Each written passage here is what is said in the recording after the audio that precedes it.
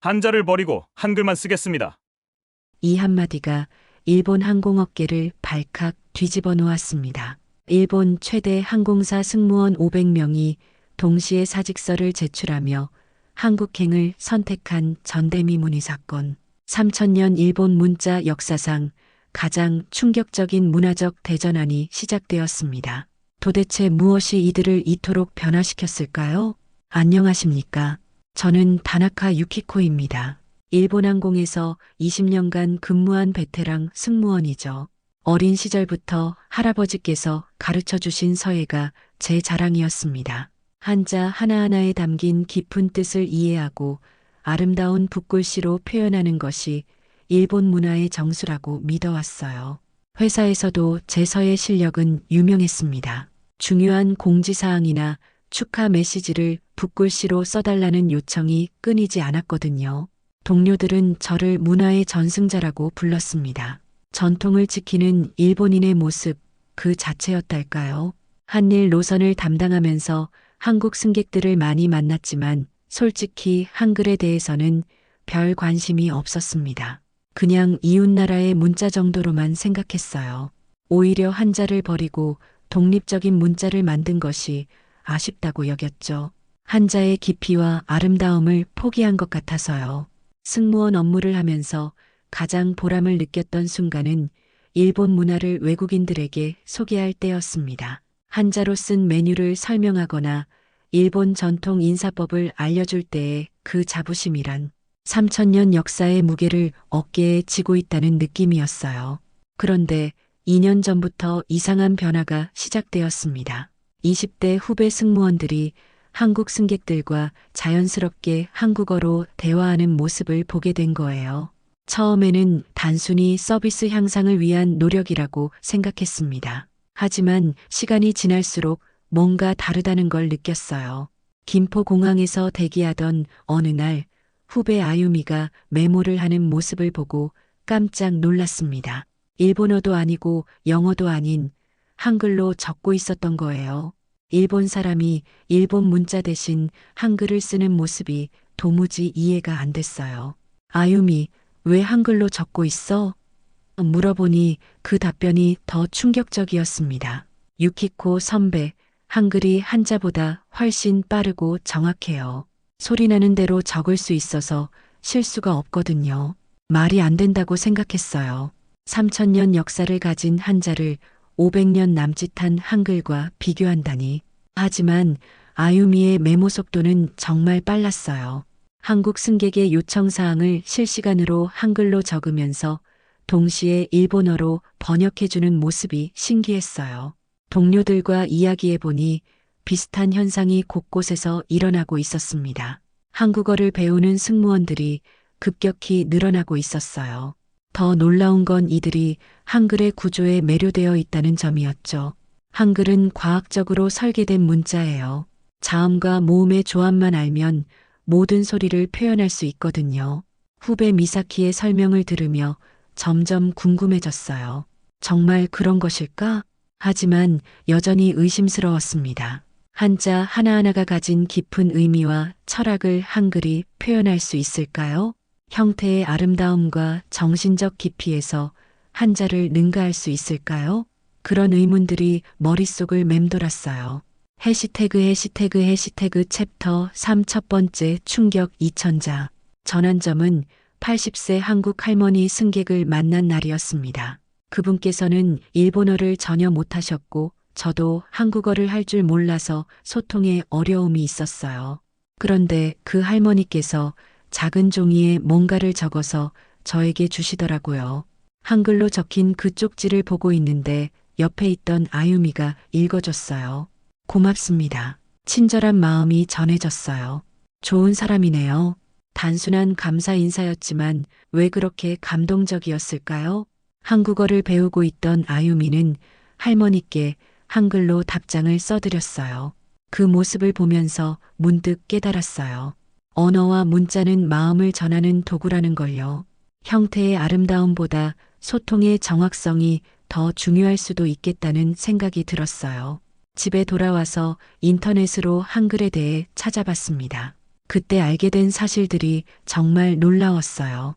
한글은 15세기 세종대왕이 백성들을 위해 창제한 문자로 누구나 쉽게 배울 수 있도록 과학적으로 설계되었다는 것이었어요.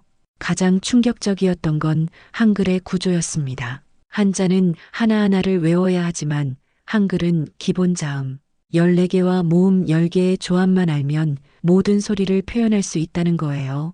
마치 레고 블록처럼 기본 요소들이 결합되어 무한한 가능성을 만들어낸다는 점이 신기했어요. 더 놀라운 건 한글이 발음기관의 모양을 본떠서 만들어졌다는 사실이었어요. 기역은 혓부리가 목구멍을 막는 모양, 니은은 혀끝이 잇몸에 닿는 모양, 미음은 입술이 닿은 모양을 형상화한 것이라고 하더라고요. 이런 과학적이고 체계적인 문자 창제 원리는 세계 어디에서도 찾기 어렵다고 했어요.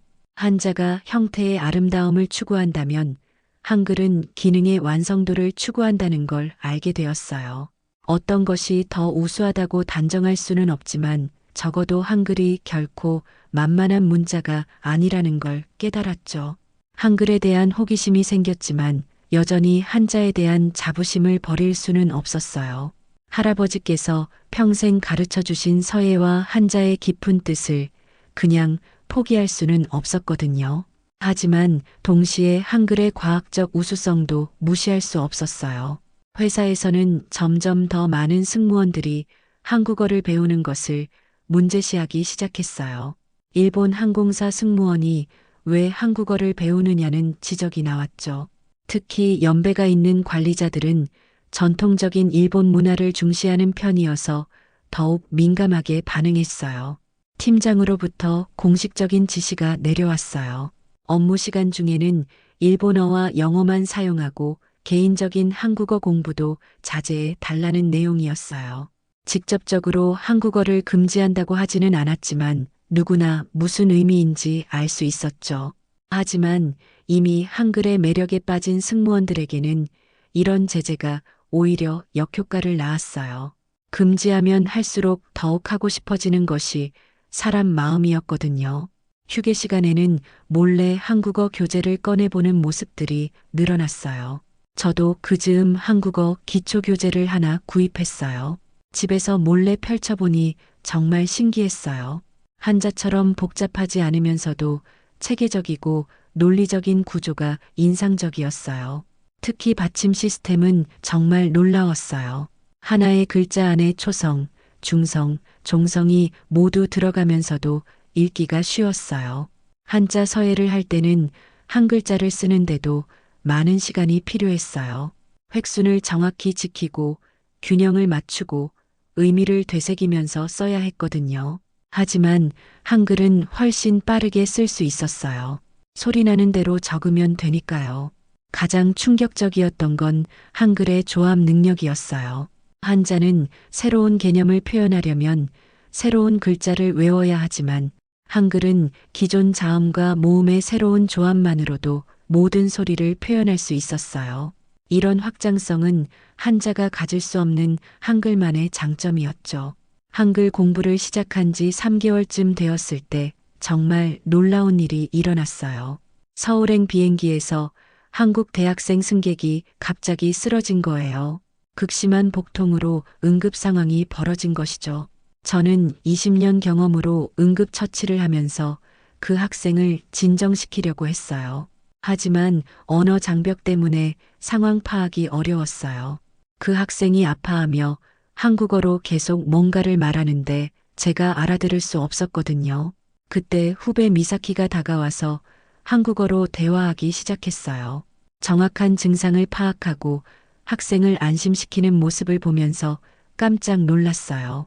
미사키는 그 학생이 새우 알레르기가 있는데 실수로 새우가 들어간 기내식을 먹었다는 걸 알아냈어요. 그리고 한국어로 응급처치 방법을 설명하며 학생을 진정시켰어요. 승무원으로서 20년 경험이 있는 저보다 3년차 후배가 더 효과적으로 상황을 해결한 거예요. 그 순간 깨달았어요. 소통이 얼마나 중요한지를요. 아무리 경험이 많고 서예를 잘한다고 해도 상대방과 소통할 수 없다면 아무 소용이 없다는 거요. 한글이 가진 소통의 힘을 직접 목격한 순간이었어요. 그 후 한국어 학원에 정식으로 등록했어요. 도쿄에 있는 한국문화원에서 운영하는 한국어 강좌였는데 놀랍게도 수강생의 절반 이상이 항공업계 종사자들이었어요. 우리 회사뿐만 아니라 다른 항공사 직원들도 많이 와 있었죠. 한국어 선생님은 한국에서 오신 분이었는데 일본 사람들의 한국어 학습 열정에 대해 정말 감동받는다고 하셨어요. 특히 항공업계 분들이 많이 오시는 것에 대해 매우 기뻐하셨어요. 한국과 일본을 연결하는 다리 역할을 하는 분들이 한국어를 배운다는 것이 얼마나 의미 있는 일인지 강조하셨죠. 실제로 한국어를 배우기 시작하니 정말 놀라운 발견들이 계속되었어요. 한자를 배울 때는 하나하나를 외워야 했지만 한글은 기본 원리만 이해하면 처음 보는 단어도 읽을 수 있었어요. 이런 경험은 다른 언어를 배울 때는 없었던 일이었어요. 더 놀라운 건 한글의 표현력이었어요. 한자는 한정된 글자로 제한된 표현을 할 수밖에 없지만 한글은 자음과 모음의 조합으로 무한한 소리를 표현할 수 있었어요. 심지어 외국어 발음도 한글로 더 정확하게 표기할 수 있었어요. 6개월 정도 한국어를 공부하고 나니 기본적인 대화는 할 수 있게 되었어요. 한국 노선에서 근무할 때 한국 승객들과 간단한 인사나 안부를 한국어로 나눌 수 있게 되었죠. 그때마다 한국 승객들이 보여주는 반응은 정말 특별했어요. 마치 오랜 친구를 만난 듯 기뻐하며 고마워했어요. 한국어 공부를 시작한 지 1년이 지나면서 저에게는 큰 변화가 일어났어요.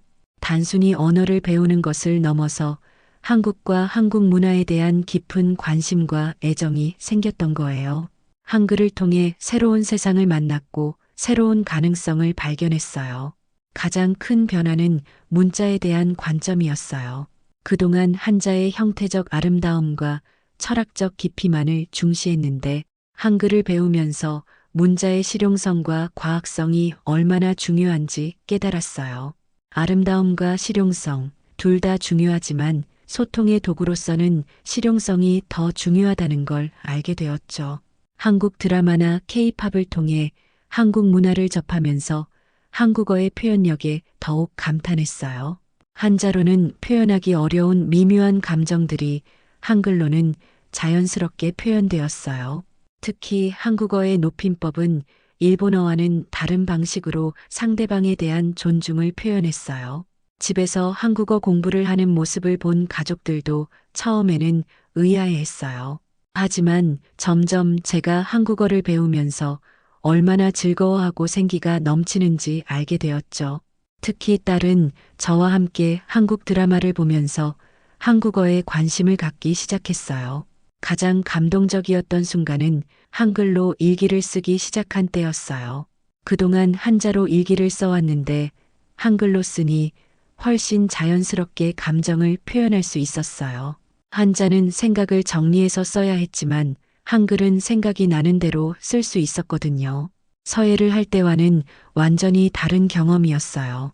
한자 서예는 정적이고 명상적인 느낌이었다면 한글 쓰기는 동적이고 자유로운 느낌이었어요.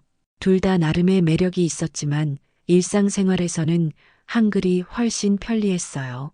회사에서는 한국어를 배우는 승무원들에 대한 제재가 점점 강해졌어요. 심지어 한국어 학원에 다니는 것까지 문제시하는 분위기가 조성되었죠. 하지만 이미 한글의 매력에 빠진 저희에게는 이런 제재가 오히려 역효과를 낳았어요. 동료들과 비밀스럽게 한국어 스터디 그룹을 만들었어요. 휴일에 모여서 한국어로 대화하고 한국 문화에 대해 이야기하는 시간을 가졌어요. 마치 지하 조직 같았지만 그만큼 열정적이었어요. 그런데 어느 날 충격적인 소식을 들었어요. 회사에서 한국어를 배우는 승무원들의 명단을 작성하고 있다는 거예요.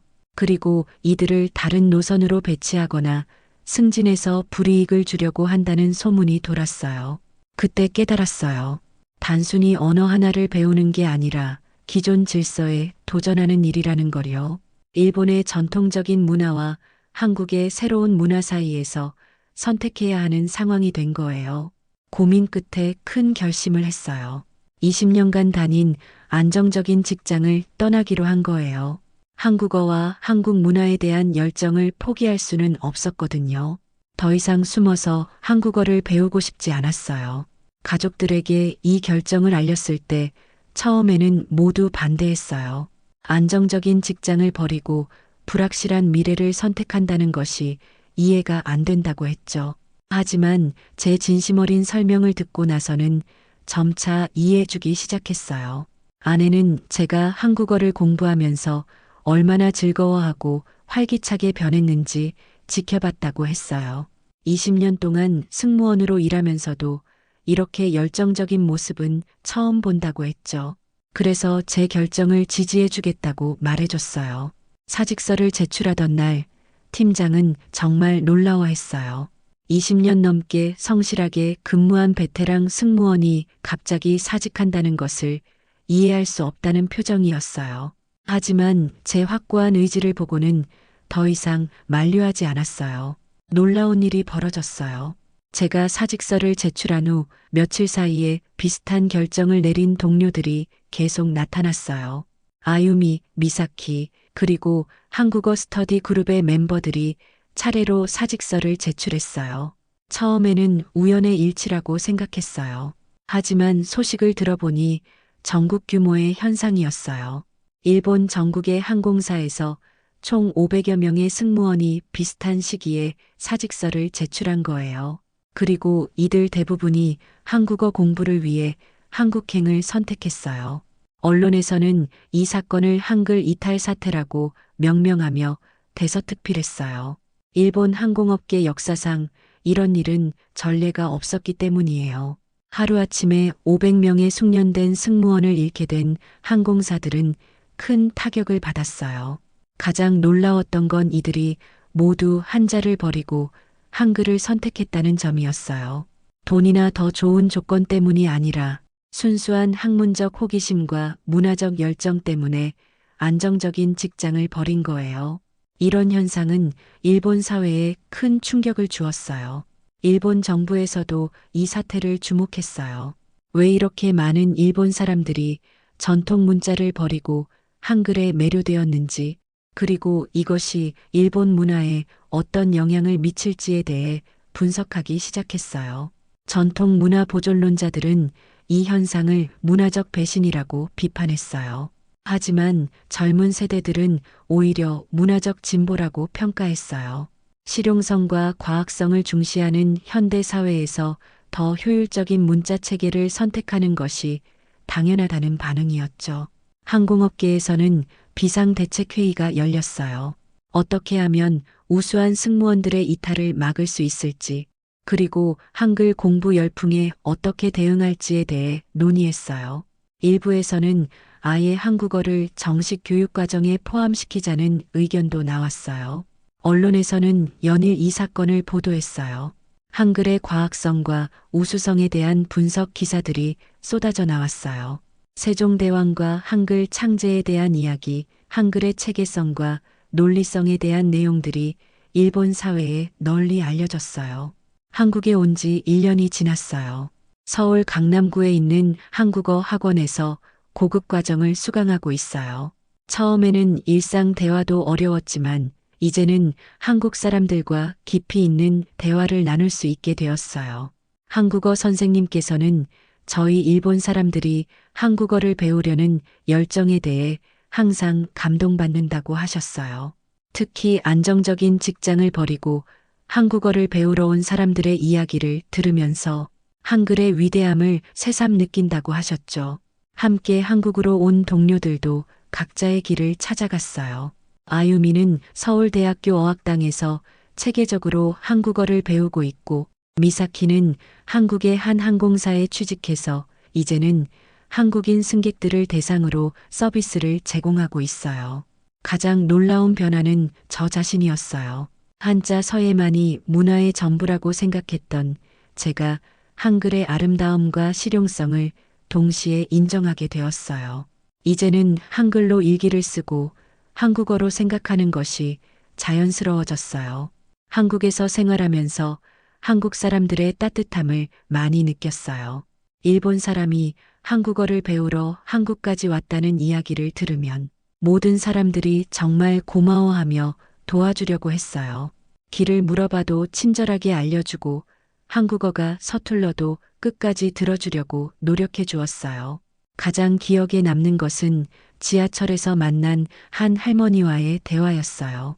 일본 사람이 한국어를 배우러 왔다는 이야기를 듣고 눈물을 글썽이시더라고요. 그리고 한글이 얼마나 자랑스러운 문자인지, 세종대왕이 얼마나 위대한 분인지에 대해 열정적으로 말씀해 주셨어요.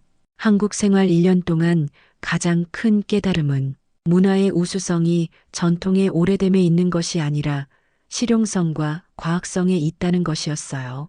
한자가 3000년의 역사를 가지고 있다고 해서 반드시 한글보다 우수한 것은 아니라는 걸 알게 되었죠. 이제는 한국어로 간단한 시도 쓸 수 있게 되었어요. 한자로 시를 쓸 때와는 완전히 다른 경험이에요. 한자는 함축적이고 상징적인 표현이 가능하지만 한글은 감정을 직접적이고 섬세하게 표현할 수 있어요. 일본에 있는 가족들도 제 변화를 인정해 주었어요. 한국어를 배우면서 더 활기차고 긍정적으로 변했다고 했어요. 특히 딸은 저의 영향으로 한국어에 관심을 갖게 되어 일본에서 한국어 학원에 다니기 시작했어요. 한국에서 만난 다른 일본인 학습자들과도 깊은 우정을 쌓았어요.